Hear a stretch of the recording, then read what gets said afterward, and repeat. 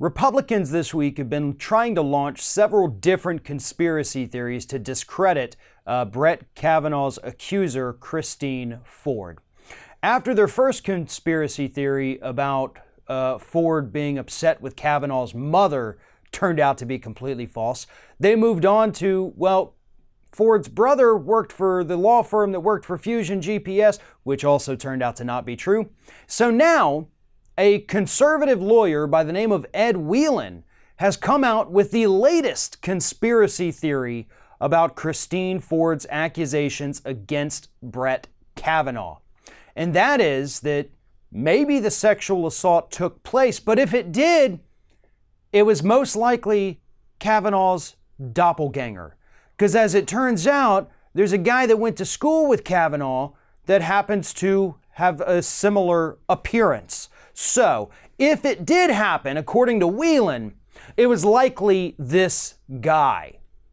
Now, what Whelan did was he laid out a series of tweets, this massive Twitter thread, where he put out the floor plans of the house where the assault took place, and he actually proved that lots of points in the house actually corroborate Ford's story and her description of the house and what happened, so there's that. But then he tried to say that, but it couldn't have possibly been at that house because all the kids, including Kavanaugh and Ford, they actually lived a couple miles away from that house. So how would they ever get to a different place?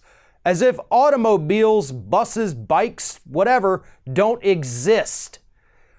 Furthermore, he pointed out that the owners of the home allegedly weren't there. So why would a bunch of high school kids be at a house where the parents weren't home? Did this guy not go to high school? I mean, that's literally what you do. You look for the person whose parents aren't home, and that's where you go. But nonetheless, this man has now tried to smear this other guy who looks like Brett Kavanaugh, happens to be a middle school teacher, I believe, in Georgia now. He's not even a high-profile person, but he's trying to pin it all on that guy. He is the fall guy now. So if the assault happened the way that Christine Ford says it did, it was probably the other guy who had a similar haircut to Brett Kavanaugh.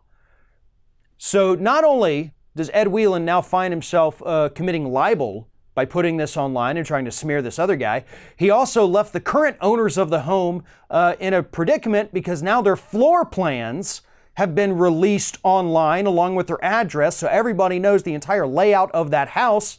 Whelan found that information on real estate site Zillow and decided it was a smart idea to post it. But here's the problem with this conspiracy theory, is that it's already gained traction. Conservatives already believe it. Fox and Friends this morning already put it out there. They're already talking about it, and yeah, they admitted maybe it's true, maybe it's not. They believe it 100%, and Fox News for the rest of today, I promise you, is going to be pushing this. They will do anything to protect Brett Kavanaugh as if they all owe him something. That's the thing that doesn't make any sense about this. Why are you sticking up for this guy? Why are you so desperate to have him personally on the court?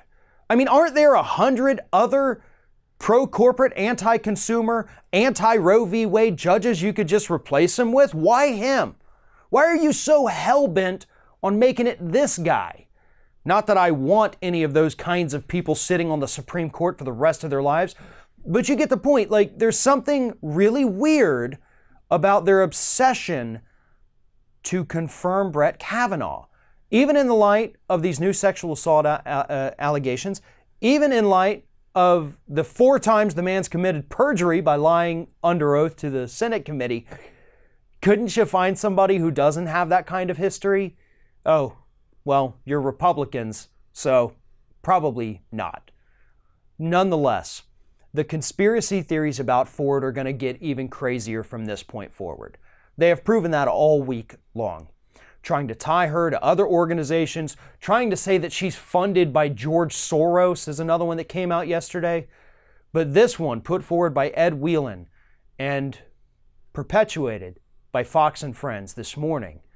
Not only does it undermine Christine Ford's allegations, but it's also threatening to destroy the life of another guy who happens to be a middle school teacher right now.